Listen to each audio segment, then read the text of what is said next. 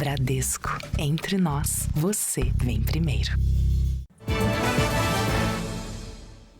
Boa noite. Boa noite. Em São Paulo, muitos motoristas que deixam o carro estacionado na rua, principalmente à noite, têm tido uma surpresa desagradável ao amanhecer. Criminosos estão retirando as rodas e os pneus dos carros. O furto de peças automotivas cresceu quase 10% no primeiro trimestre deste ano. É madrugada. Um homem caminha tranquilamente por uma rua na Zona Norte. O alvo está à vista, um carro estacionado. Ele começa a desparafusar uma das rodas, quando um outro homem aparece e fica de vigia. Em menos de 2 minutos, eles fogem com a peça. Algumas vezes, os criminosos levam todas as rodas. Ariadne foi vítima desse tipo de crime.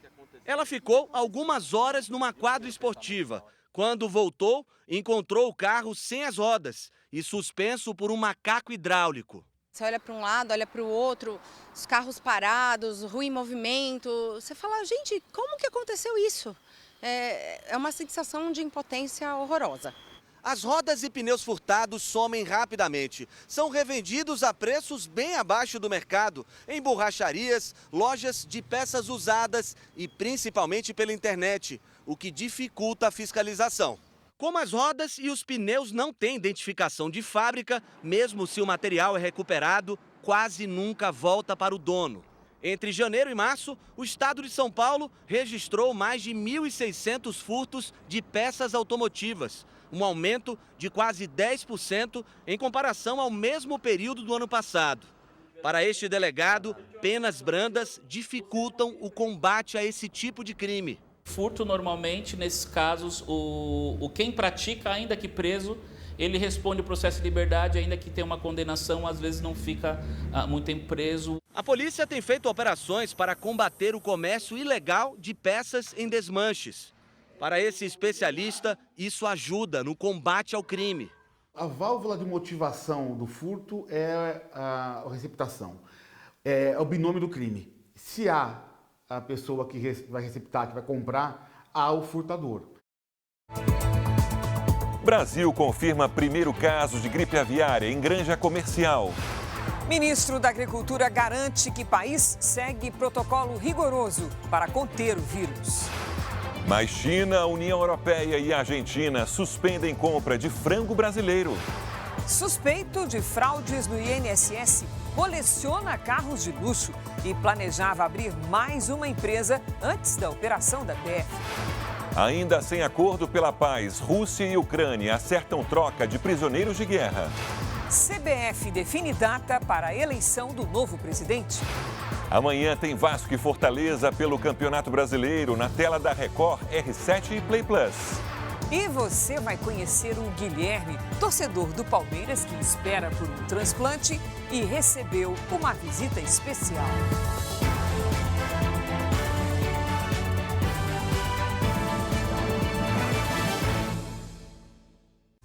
Oferecimento Bradesco, cartões de crédito com benefícios de estrela de cinema.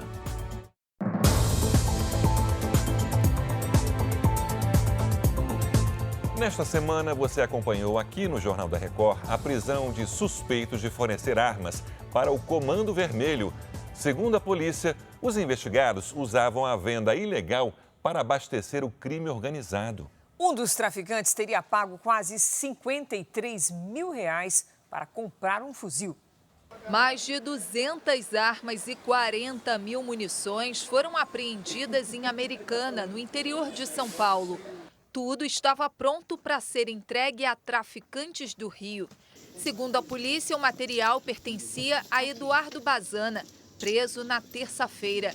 Ele é dono de um clube de tiro e de uma loja de armas.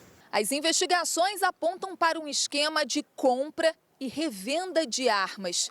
No chamado mercado cinza, o material é adquirido legalmente por empresários do setor.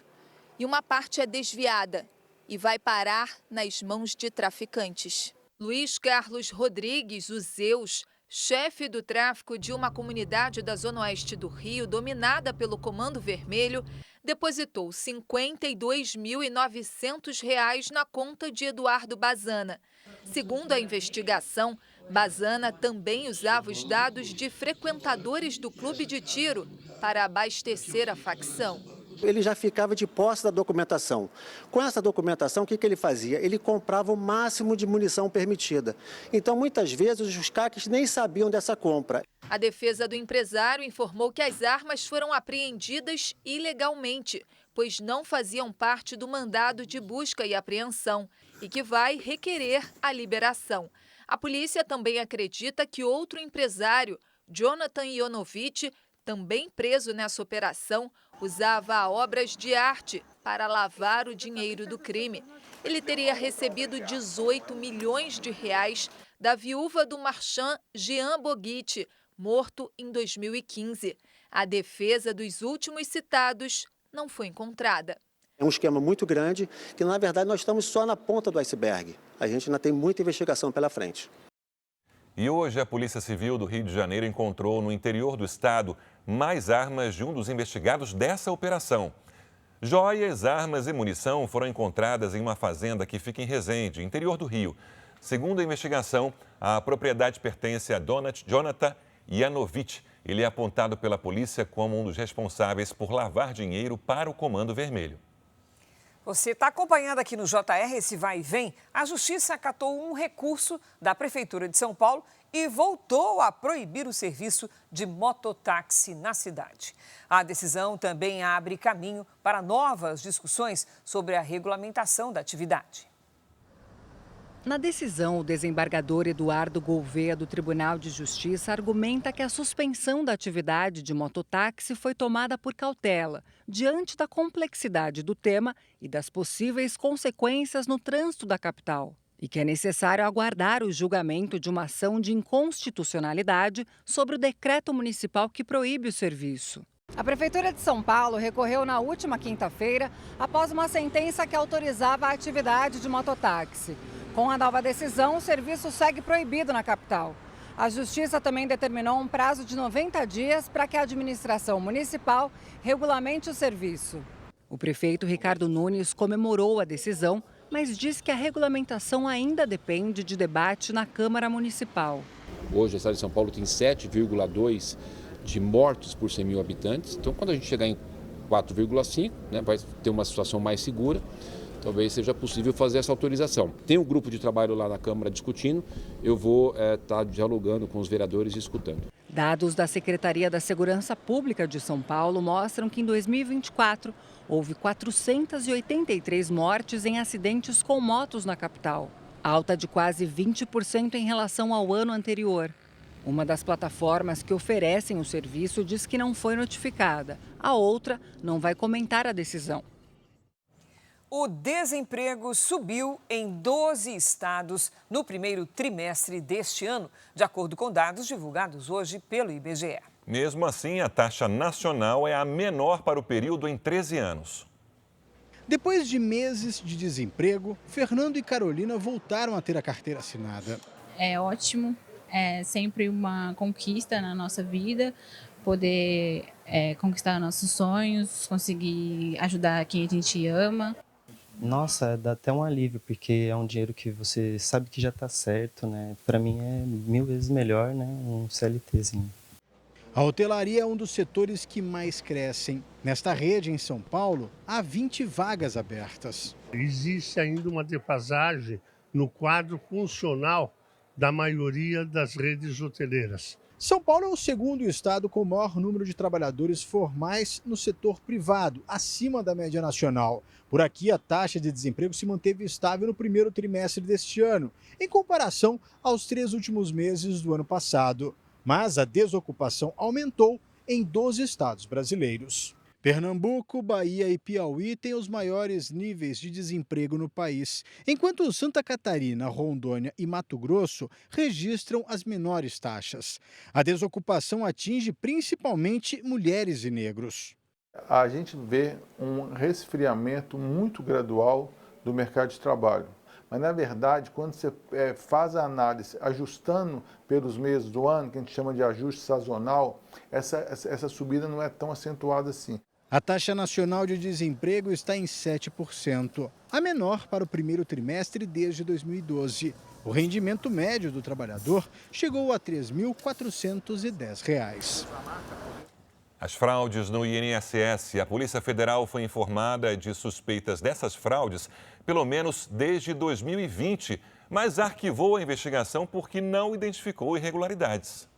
Os descontos feitos pela Conafer, uma das principais entidades envolvidas na fraude, começaram a ser investigados pela Polícia Civil no Distrito Federal em 2020. Por decisão da Justiça de Brasília, o caso foi enviado à Polícia Federal, que arquivou o inquérito porque não encontrou indícios de crime. Com o acúmulo de denúncias, foi realizada a primeira operação da Polícia Federal contra o esquema, mas a operação só aconteceu no mês passado, quase 5 anos depois da corporação ter recebido a investigação da Polícia Civil. As contestações e descontos ilegais agora atingem todas as 41 associações e sindicatos que tinham convênio com o INSS. Todos os acordos que permitiam os descontos foram suspensos no mês passado. Atualmente, 12 entidades são investigadas. Mesmo com os registros de supostos descontos indevidos, ainda não é possível afirmar que o esquema atingiu todas as instituições. Elas vão ter 15 dias úteis para apresentar a documentação que comprova a autorização dos descontos. Procurada, a Conafer não retornou os contatos. Enquanto as investigações avançam, o INSS se prepara para fazer a primeira devolução de recursos. 292 milhões de reais vão ser depositados nas contas dos beneficiários a partir do dia 26 deste mês. Mais de 1.300.000 aposentados e pensionistas já contestaram valores descontados em benefícios do INSS. Somente hoje, terceiro dia em que o órgão recebe as reclamações, quase 300.000 pessoas pediram reembolso via aplicativo Meu INSS, site e pelo telefone 135. No Congresso já é dada como certa a instalação de uma comissão parlamentar para investigar a fraude. O caminho mais provável é a realização de uma CPI mista com deputados e senadores. Os governistas, que agora dizem ser favoráveis a uma investigação política, pretendem ocupar cargos estratégicos, como a relatoria e a presidência da comissão. Para a instalação da CPMI, é necessário que o presidente do Congresso Nacional, Davi Alcolumbre, leia o requerimento em uma sessão do Congresso. A próxima está prevista para o dia 27 de maio. Enquanto os segurados aguardam a devolução dos recursos que foram descontados indevidamente, o empresário apontado como um dos principais operadores do esquema de corrupção do INSS tem 6 carros de luxo na garagem de um prédio comercial de Brasília. E não é só isso, Sérgio. 2 semanas antes da operação da Polícia Federal, ele, que já tinha 22 empresas, estava prestes a inaugurar a 23ª. Antônio Carlos Antunes ficou conhecido como Careca do INSS e um dos principais responsáveis pelo esquema de corrupção. Antônio tem 7 carros de luxo em nome dele ou das empresas de que é sócio. Os veículos estão avaliados em mais de 3,5 milhões de reais. 6 carros estão guardados na garagem deste prédio comercial aqui em Brasília, onde Antônio Carlos tem um escritório. Os carros de luxo e as empresas usadas no esquema estão descritos no relatório de quase 2.000 páginas da Polícia Federal. A investigação apura possível prática dos crimes de corrupção passiva, inserção de dados falsos em sistemas de informações e violação de sigilo funcional. O documento da investigação mostra ainda que ele lavava o dinheiro do esquema no mercado imobiliário. Ele tinha até empresa no exterior. Uma offshore nas Ilhas Virgens Britânicas, um paraíso fiscal que Antônio Carlos usou para comprar imóveis no Brasil. A PF destaca que Antônio Carlos realizava repasses no mesmo dia do recebimento, mantendo o saldo pouco significativo disponível em conta, indicando possível urgência em dificultar o rastreamento dos valores. Antônio Carlos Antunes é sócio em 23 empresas. 8 foram abertas em um único dia, 5 de outubro de 2023, e tem como finalidade a construção de edifícios e a compra e venda de imóveis próprios. A última foi aberta 2 semanas antes da operação. A empresa tem o teleatendimento como atividade principal, mas também está habilitada para intermediar e agenciar serviços e negócios, conceder consultoria técnica em gestão empresarial e atuar como representante de instituições financeiras. As obras no local da empresa estavam em ritmo acelerado para a inauguração. Segundo a investigação, Antônio Carlos atuava como intermediário entre as associações, funcionários do INSS e o alto escalão do poder público. O documento diz que ele se gaba de ter procuração de diversas entidades para firmar os acordos, além de boas relações com diretores do órgão e até mesmo no Ministério da Previdência Social, e que tinha acesso a dados privilegiados de aposentados. A defesa de Antônio Carlos Antunes nega envolvimento dele com as fraudes do INSS. As autoridades agora querem saber se esse esquema se repetia também na esfera estadual. Tanto que o Ministério Público fez hoje uma operação contra um outro esquema de fraudes em aposentadorias do INSS. Esse caso aconteceu na Paraíba e teria prejudicado mais de 100 mil segurados. De acordo com a investigação, a organização criminosa fraudava decisões judiciais coletivas para fazer descontos sem autorização de aposentados e pensionistas do INSS. Foram cumpridos 6 mandados de busca e apreensão em João Pessoa, Cabedelo e Sapé, na Paraíba, e em cidades do estado de São Paulo. 11 associações e entidades teriam desviado ilegalmente mais de 126 milhões de reais. Até agora não foi encontrada nenhuma relação entre a fraude na Paraíba com o esquema revelado pela Polícia Federal em Brasília. A seguir, sem avanço em acordo de paz, Rússia e Ucrânia acertam troca de prisioneiros. E veja ainda, autoridades investigam ameaça ao presidente americano. Diretor demitido do FBI faz suposta ameaça de morte a Donald Trump.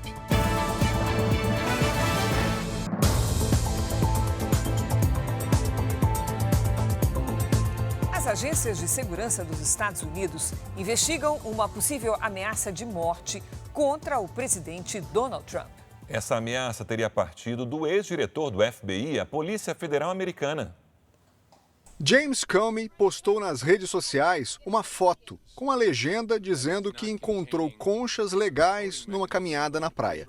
As conchas formam os números 86 e 47, códigos usados por militares que significam morte e uma referência a Donald Trump, o 47º presidente americano. Depois da repercussão negativa, Comey apagou a publicação e afirmou em outra postagem que presumiu ser uma mensagem política, mas que não sabia que algumas pessoas associavam os números à violência. Em entrevista a um canal de TV americano, o presidente acusou James Comey de ameaçá-lo de morte. Trump afirmou ainda que o ex-diretor do FBI sabia do significado dos números. O serviço secreto lidera as investigações no caso. Comey foi demitido por Trump no primeiro mandato em 2017. O presidente americano está a caminho de Washington, depois de uma viagem oficial ao Oriente Médio, que terminou hoje nos Emirados Árabes Unidos. Em Abu Dhabi, ele participou de um fórum de negócios. Trump disse que mais de 150 países querem fechar acordos comerciais com o governo americano, depois da imposição de tarifas sobre importações. 150 countries. Os Estados Unidos e os Emirados Árabes também assinaram acordos para a construção de um complexo em Abu Dhabi, que vai se tornar o maior centro de dados para a inteligência artificial fora do território americano. A parceria vai expandir a presença de empresas americanas no Oriente Médio. O presidente da Ucrânia e outros líderes europeus pediram ao presidente Donald Trump que pressione Vladimir Putin por um cessar-fogo. Hoje, delegações dos 2 países em guerra se reuniram na Turquia. Pela primeira vez em 3 anos, representantes de Kiev e Moscou se sentaram frente a frente para negociar o fim da guerra. Mas o encontro em Istambul só avançou num acordo para a troca de 1.000 prisioneiros de cada lado. Os russos teriam apresentado exigências que os ucranianos consideraram inaceitáveis, como a retirada de tropas de regiões controladas por Moscou. O presidente ucraniano Volodymyr Zelensky discutiu o resultado das negociações com autoridades da Europa numa cúpula realizada hoje na Albânia. Zelensky e os líderes europeus conversaram por telefone com o presidente dos Estados Unidos. Eles pediram que Donald Trump pressione Vladimir Putin a aceitar um cessar-fogo de pelo menos 30 dias na guerra. Trump diz que gostaria de se encontrar com Putin assim que possível. A União Europeia planeja um novo pacote de sanções contra a Rússia, o 18º desde fevereiro de 2022, quando o conflito começou. Nos campos de batalha não há sinal de trégua. A Ucrânia relatou a morte de 3 pessoas e mais de 15 feridos, inclusive na capital Kiev. Os temporais continuaram nesta sexta-feira no litoral do Nordeste. Vamos conversar com a Lidiane Sayuri. Oi, Lid, boa noite. O pessoal que está de férias por lá deve estar zangado. Até quando vai essa chuvarada? Olha, Cris, segue assim pelos próximos dias, viu? Boa noite para você. Sérgio, boa noite. Boa noite, Lid. E boa noite para você. Um bloqueio atmosférico segue forte e, por isso, sábado ainda será quente e seco nas regiões sul, sudeste e centro-oeste. Estamos em pleno veranico, quando as temperaturas ficam pelo menos 5 graus acima da média. E esse período deve se estender pelo menos até a próxima quarta-feira. Com tardes ainda mais quentes entre o norte do Rio Grande do Sul, São Paulo, Mato Grosso do Sul e Mato Grosso. No Rio de Janeiro e em Minas, as temperaturas podem subir até 3 graus acima do normal. Em Curitiba e em São Paulo, o sábado ainda começa com friozinho. À tarde, o sol aparece e aquece mais a capital paulista. Os termômetros ficam entre os 23 e os 28 graus. Em Campo Grande, tempo firme, com máxima de 29. Hoje, o céu ficou praticamente sem nuvens nas regiões centro-oeste e sudeste. Neste momento, chove em todos os pontos em vermelho das imagens de satélite. Amanhã, os maiores volumes de chuva sobre o Nordeste são esperados para Sergipe e Alagoas. Na região norte, também chove forte nas capitais Manaus, Boa Vista e Macapá. Sábado à tarde, com 30 graus em Porto Alegre, faz 31 no Rio de Janeiro, 26 em Brasília, 30 em Salvador e até 33 em Porto Velho. Tempo delivery. A Marcela é de Petrópolis, região serrana do Rio. Bem-vinda, Marcela. Fim de semana com aquele céu de brigadeiro, praticamente sem nuvens. Não chove e à tarde faz até 24 graus. A semana começa sem mudanças. O Carlos é de Cuiabá, Mato Grosso. Oi, Carlos. Por aí os dias não mudam. Até segunda, muito sol, calor e tempo mais seco à tarde. Máximas de até 34 graus. E você quer participar? Poste sua mensagem nas redes sociais com o nome de uma cidade e a hashtag você no JR. Cris, Sérgio. Obrigada, Lidy. Veja a seguir, primeiro caso de gripe aviária em granja comercial é confirmado no Brasil. China, União Europeia e a Argentina suspendem compra de frango. No futebol, os preparativos para o jogo entre Vasco e Fortaleza pelo Campeonato Brasileiro amanhã, com transmissão da Record, R7 e Play Plus.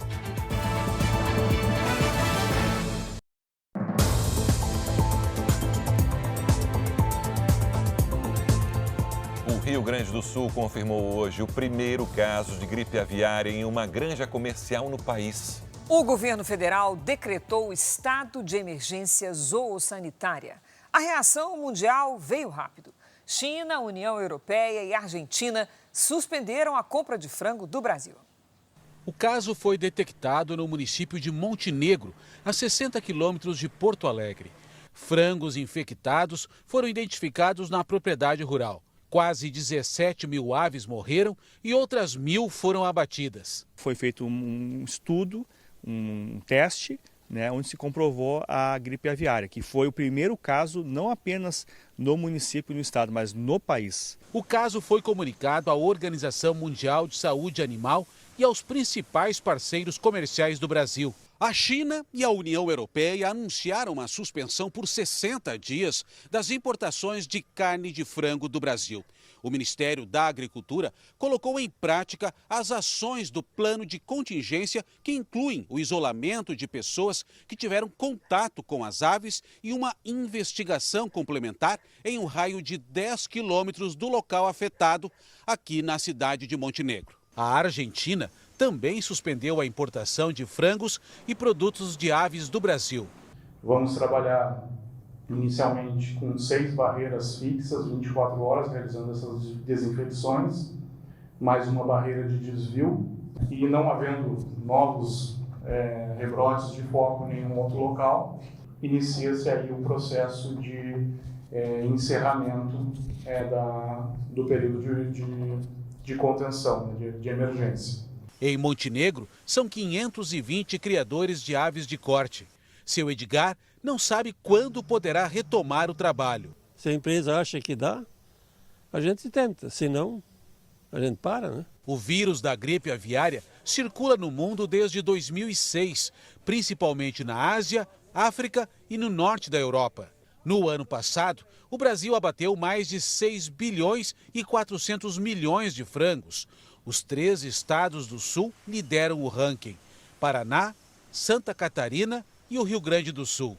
O país é o maior produtor de frango do mundo e a China é o principal destino do frango brasileiro. Trabalhar muito para que a gente cumpra o protocolo sanitário, restabeleça a normalidade e, com isso, reabilitar todo o Brasil para aqueles que restringem todo o Brasil e reabilitar o Rio Grande do Sul para aqueles que restringem o Rio Grande do Sul.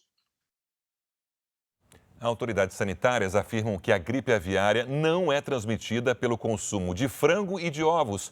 E eles reforçam também que o risco de infecção em humanos é baixo. Na casa da Juliana, carne de frango e ovo fazem parte do cardápio fixo. Pelo menos 2 quilos na semana. E o ovo também, todos os dias. Eu, pelo menos, como ovo, né? Os meus filhos também. Ela ficou preocupada ao saber do caso de gripe aviária no país. Não ter ovo, principalmente, né? E não dá. De acordo com a Associação Brasileira de Proteína Animal, o brasileiro consome, em média, 45 quilos de frango por ano. Carne mais barata e item quase obrigatório no cardápio de quem frequenta a academia. E o meu corte preferido é peito de frango e sobrecoxa. Acho que 90% da nossa dieta é frango. E não apenas o frango, o ovo também. Eu como em média 8 ovos por dia e 300 gramas de frango. Apesar da confirmação do caso de gripe aviária no Rio Grande do Sul, autoridades sanitárias afirmam que a transmissão da doença em humanos é restrita a pessoas que tenham contato com aves infectadas. Por isso, o consumo da carne do frango e dos ovos não representa risco. Temos trabalhado com nossas empresas e nossos clientes no sentido de levar aos consumidores brasileiros a mensagem de que essa é uma doença exclusivamente das aves. Não se transmite pelo consumo da carne de frango. Isso pode deixar tranquilidade para os nossos consumidores. É a primeira vez que essa doença é confirmada no Brasil em granjas comerciais e a população pode ficar tranquila que o seu consumo não se dá através dos alimentos, e sim das pessoas que estão diretamente ligadas ao processo produtivo, manejando esses animais. Em um comunicado técnico, a CNA acrescenta que desde 2022 foram realizadas quase 4.000 investigações no Brasil envolvendo suspeitas de síndrome respiratória em aves. O comércio entre países é suspenso para que não haja prejuízo na produção e na economia. As pessoas ficam na dúvida por que o país, por que a China parou de comprar e a Europa. E, na verdade, isso são tratados comerciais, né? Não tem a ver com o consumo de alimento em si, mas sim dessa movimentação dos produtos que podem conter os vírus, e aí por isso que há essas barreiras comerciais. O aumento nos casos de síndrome respiratória aguda grave já colocou muitas cidades brasileiras em situação de emergência. A gripe é a maior causa de mortes entre os idosos. A baixa procura pela vacina contra a gripe acende um alerta. E para conter o avanço da doença, a vacinação foi ampliada para todos em algumas regiões. No intervalo do trabalho, os amigos foram até o posto de saúde. Tomar a vacina da gripe. Eles não fazem parte do público-alvo definido pelo Ministério da Saúde para receber o imunizante contra a gripe. Mas em Santos, litoral sul de São Paulo, a vacinação foi ampliada para todas as pessoas. O vírus está em qualquer lugar, a gente não tem controle onde a gente pode estar se infectando. E quanto mais a gente puder andar prevenido por aí, é melhor para a gente, para os nossos familiares e para as pessoas ao redor. Graças a Deus que já está para todos os públicos. A prefeitura montou postos temporários. Nesta semana, o estádio do Santos virou um ponto de vacinação. No primeiro dia, o número de imunizações triplicou. Nós temos quase 60 mil pessoas vacinadas na cidade. O público-alvo inicial do Ministério da Saúde é de 270 mil pessoas. Então a gente quer acelerar esse processo para imunizar a nossa população. Por causa da baixa adesão, outras cidades como Porto Alegre, Belo Horizonte, Campo Grande, Rio de Janeiro e Curitiba também ampliaram a vacinação contra a gripe. Na capital paulista, a vacina estará disponível para todos a partir de segunda-feira. A meta do Ministério da Saúde é vacinar 90% do público-alvo, ou mais de 80 milhões de pessoas em todo o Brasil, incluindo crianças, idosos e gestantes. Assim como em outras regiões do país, aqui em Santos, a procura pela vacina vem caindo nos últimos anos. Nós temos aí muita desinformação em relação à vacina, muita desconfiança, e a gente tem lutado bastante aí com o apoio da imprensa, com o apoio das ferramentas de divulgação para poder conscientizar a população sobre esse importante mecanismo de prevenção de doenças. A vacina é segura. Segundo a Fiocruz, a influenza A já se tornou a principal causa de morte por síndrome respiratória aguda grave. Diante do aumento de casos, Porto Alegre e Campo Grande decretaram emergência em saúde, assim como 26 municípios de Minas Gerais. Como você sabe, os estudos e levantamentos do IBGE são para ajudar o governo a prever, a planejar políticas públicas. Agora veja que interessante esse dado. O Brasil registrou em 2023 o menor número de nascimentos dos últimos 45 anos. 2.523.267 nascimentos. É um recuo com relação a 2022, de 0,7%. Essa é a quinta queda consecutiva. Todas as regiões tiveram recuo, com exceção do Centro-Oeste. E os dados são do IBGE. 2 homens foram presos por suspeita de transportar drogas em aviões de pequeno porte no Pará. Os suspeitos foram localizados hoje na cidade de Brasil Novo, no sudoeste do Pará. Segundo a polícia, um dos presos seria o piloto de um avião interceptado ontem. Caças da Força Aérea Brasileira foram acionados e realizaram os procedimentos de intervenção, incluindo ordens de mudança de rota e disparo de tiro de aviso. O avião fez um pouso forçado em uma área rural. Os ocupantes atearam fogo na aeronave e fugiram. Cerca de 200 quilos de skunk, que é um tipo de maconha mais forte, foram apreendidos pela Polícia Federal. As investigações devem identificar todos os envolvidos no esquema de tráfico de drogas e apurar as circunstâncias do voo irregular. Segundo este especialista em segurança pública, o aumento da fiscalização nas rodovias e portos faz com que os criminosos busquem outras alternativas para transportar a droga. Intensificou-se o número de fiscalizações num ponto que era muito utilizado, fazendo com que eles alterem alguns modais e metodologias. E isso tem provocado o aparecimento cada vez maior de aviões na região, sendo utilizados para o tráfico internacional de drogas. No mês passado, 51 quilos de skunk foram apreendidos após um avião ser interceptado na terra indígena Ariramba. 2 pessoas foram presas. Quadrilhas especializadas têm aperfeiçoado as fraudes online com a ajuda da inteligência artificial. No Brasil, acontecem mais de 20 tentativas de golpe a cada minuto. A tecnologia acessível aos brasileiros virou uma possibilidade a mais para os estelionatários. Esta mulher, que prefere não se identificar, buscou um site de leilões conhecido para dar o lance em um carro. Ela arrematou o veículo e transferiu o valor de R$50 mil. Demorou 3 a 4 dias para eu poder me deslocar para pegar o veículo, né?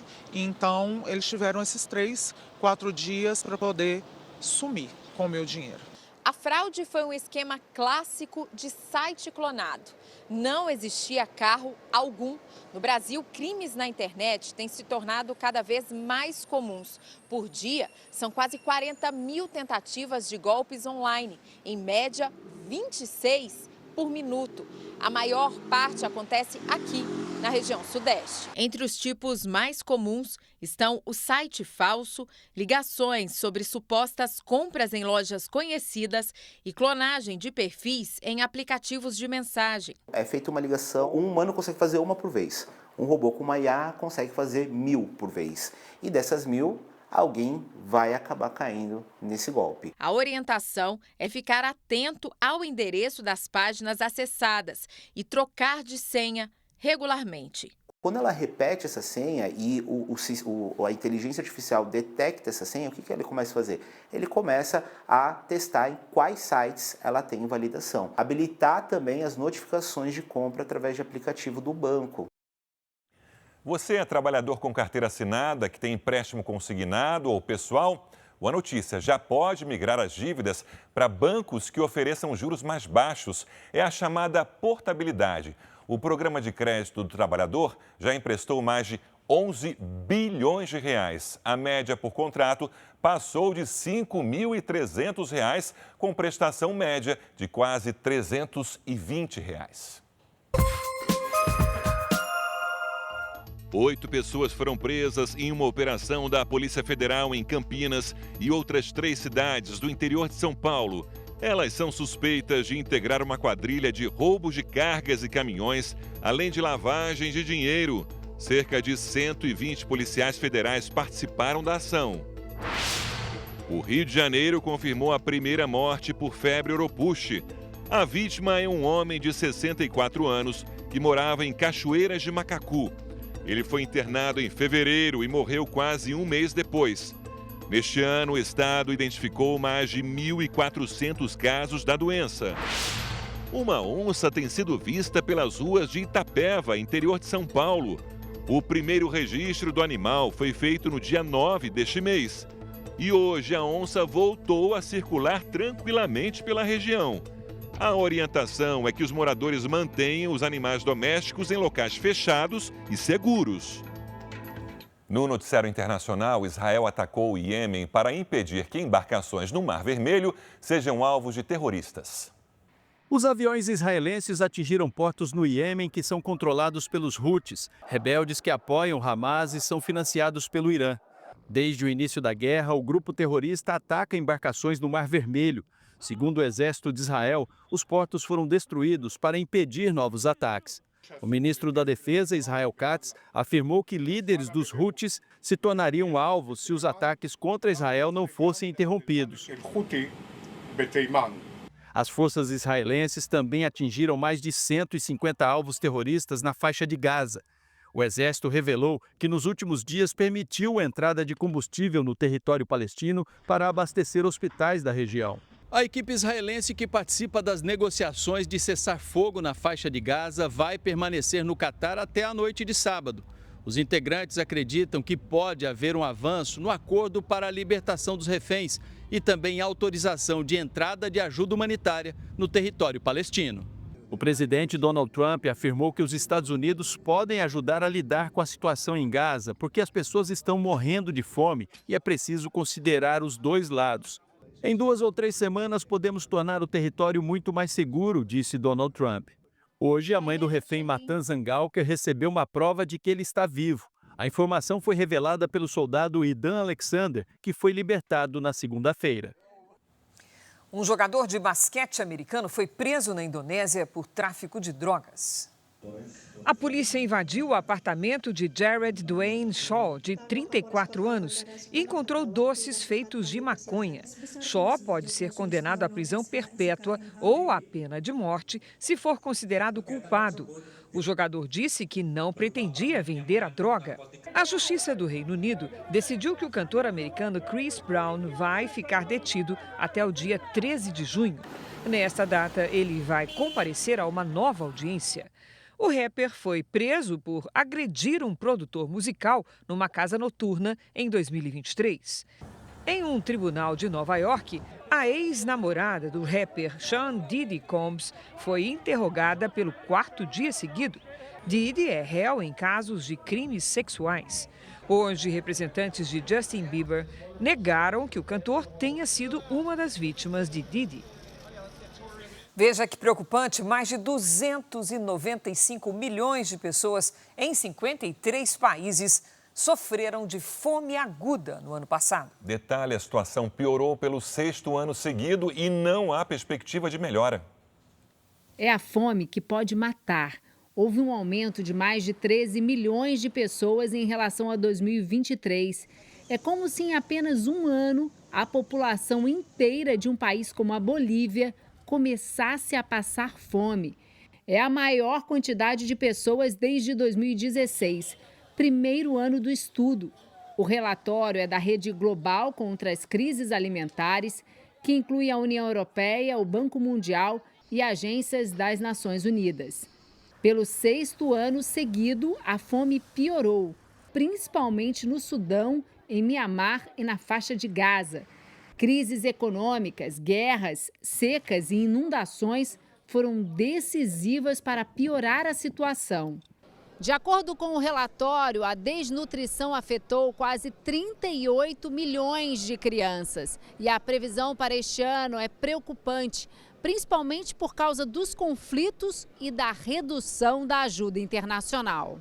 Um dos responsáveis pelo estudo diz que são necessárias intervenções de emergência, como distribuição de sementes, apoio à irrigação, treinamento e transferência de renda para famílias. Isso vai permitir que elas produzam os alimentos, diz o pesquisador Ryan Paulson. Um hospital dos Estados Unidos conseguiu curar um bebê com uma doença rara utilizando uma técnica de alteração de DNA. O bebê nasceu com uma mutação genética e sofria de deficiências de substâncias importantes, como fosfato. Ele tinha o fígado comprometido e era submetido a uma dieta restritiva. Aos 6 meses de idade, a criança foi incluída em um programa do Hospital Infantil da Filadélfia para testes a partir do sequenciamento de DNA. E o tratamento foi bem sucedido. O caso é considerado um avanço médico histórico. A técnica poderá ajudar portadores de outras doenças. A CBF marcou para o dia 25 de maio a eleição do próximo presidente da entidade. Será um dia antes da apresentação do técnico Carlo Ancelotti.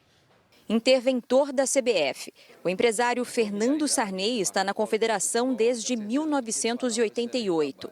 Maranhense, filho de José Sarney, ele foi eleito vice-presidente da entidade em 2004, quando o Ricardo Teixeira comandava o futebol brasileiro. Agora substitui Edinaldo Rodrigues, afastado da presidência da CBF por uma decisão liminar. A Justiça do Rio de Janeiro entendeu que houve indícios de falsificação de uma das assinaturas no acordo judicial que garantiu a permanência de Edinaldo à frente da Confederação em 2024. Fernando Sarney convocou as novas eleições para o dia 25 de maio. As chapas com os candidatos devem ser registradas até a próxima terça-feira. De acordo com o Estatuto da CBF, o interventor pode tentar estender o cargo provisório por até 4 anos. Edinaldo Rodrigues já entrou com recurso no Supremo Tribunal Federal, que será analisado por Gilmar Mendes. No começo do ano passado, o ministro reconduziu Edinaldo ao cargo, depois que a Justiça o afastou pela primeira vez. Um dos pedidos da defesa de Edinaldo é pela urgência da suspensão da medida que o tirou do cargo. O documento também destaca que a decisão que resultou no afastamento foi tomada sem provas. A troca na presidência da CBF aconteceu 3 dias depois do anúncio da contratação do italiano Carlo Ancelotti como técnico da seleção. Apesar das mudanças no comando da confederação, o treinador já disse que vai cumprir o contrato com a entidade e deve se apresentar no Brasil no dia 26 de maio, um dia após a eleição. Na Espanha, Ancelotti e dirigentes da CBF fecharam a pré-lista de jogadores convocados para os jogos das eliminatórias da Copa do Mundo. Os nomes ainda não foram divulgados. Em meio à disputa de poder na CBF, 19 das 27 federações de futebol divulgaram hoje um manifesto. Os dirigentes defendem uma entidade forte e que seja novamente amada por todos que fazem do futebol a alma do nosso país. As transmissões multiplataforma do Campeonato Brasileiro na Record ganharam um novo patrocinador. A JBS, líder no setor de alimentos, com as marcas Seara e Friboi, passa a fazer parte do time de apoiadores do Brasileirão na Record. Ela se junta a outras 12 empresas de grande relevância no mercado brasileiro.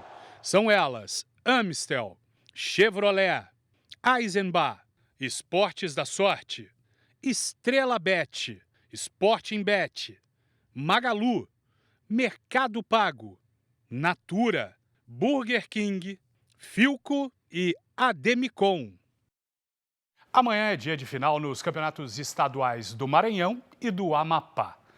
Oratório e Trem fazem a decisão do título. O primeiro jogo foi 1-0 para o Trem. O empate garante o 5º título estadual consecutivo ao Trem. A partida vai ser transmitida nesse sábado, a partir das 3h30 da tarde, pela TV Equinócio, afiliada da Record no Amapá. Eu repito o horário, 3h30 da tarde. No Campeonato Maranhense, Maranhão e Imperatriz vão disputar a decisão. O primeiro jogo terminou 0-0, então quem vencer vai levar o título estadual. A TV Cidade, afiliada da Record no Maranhão, vai transmitir também a decisão a partir das 3h30 da tarde. Aos 10 anos, o pequeno Guilherme descobriu um problema grave no coração e teve que parar de fazer o que mais gosta, jogar futebol. Bruno, uma história de luta, mas que teve uma surpresa emocionante. Pois é, daquelas que realmente enchem o coração com muita alegria. Guilherme é fanático pelo Palmeiras. Ele gravou um vídeo para os jogadores e acabou recebendo um presentão no hospital. Guilherme conquista o coração de todos por onde passa. Mas há 4 meses teve a vida mudada depois de um diagnóstico. Quando o doutor me falou, ele tem uma cardiomiopatia dilatada e, dependendo do caso, precisava de um transplante, né? Para mim foi um choque. Eu senti muito medo, muita angústia. A cardiomiopatia é conhecida como doença do coração grande. Ela provoca a dilatação do coração e prejudica o bombeamento do sangue para o restante do corpo. Desde então, Guilherme não consegue fazer o que mais gosta, que é jogar futebol. O garoto passou por seguidas internações. Em cada uma delas, levou o amor pelo Palmeiras e, mesmo no hospital, conseguiu realizar um sonho com a ajuda da mãe. Ele falava, mãe, será que se a gente fazer o vídeo, será que o Rafael Veiga vem me ver? Eu falei, vamos tentar? A mãe grava. Ele, mãe, mas eu acho que ele não vai vir me ver. Eu falei, por que não vai vir te ver? Rafael Veiga não só foi até o hospital, como presenteou Guilherme com uma camisa autografada do Palmeiras. E fez uma ligação em vídeo com os outros jogadores do time. Eu tava torcendo para pegar o pênalti. Falei com o Marcos Rocha, Flaco, Aníbal Moreno, Estevão, Everton, Gustavo Gomes, Piquerez, Lomba. Guilherme segue o tratamento em São Paulo. Ele espera na fila por um doador compatível para realizar o transplante de coração. Enquanto isso, a mãe do menino incentiva a doação de órgãos. Como a gente sempre fala, né? Doa órgãos e salve vidas. Avante palestra. Amanhã a Record transmite com exclusividade na televisão aberta Vasco e Fortaleza pela 9ª rodada do Campeonato Brasileiro a partir das 6 da tarde. A cobertura é completa, você acompanha também no R7 e no Play Plus. Cris, Sérgio. Foi emocionante, muito, né? Muito. Você ficou emocionado, eu também. Muito. Um abraço para o Guilherme. Essas foram as notícias de hoje. À 00:30 tem mais Jornal da Record e amanhã o JR é mais tarde, às 20h30 da noite. Você pode assistir a edição de hoje no Play Plus e em todas as nossas plataformas digitais. E você já sabe, a programação da Record está ao vivo e de graça no Play Plus. Fique agora com a novela Força de Mulher e logo depois de Reis tem o reality Power Couple. E em seguida, Quilos Mortais. Não perca. Boa noite, bom final de semana para você. Aproveite bem o fim de semana, até segunda.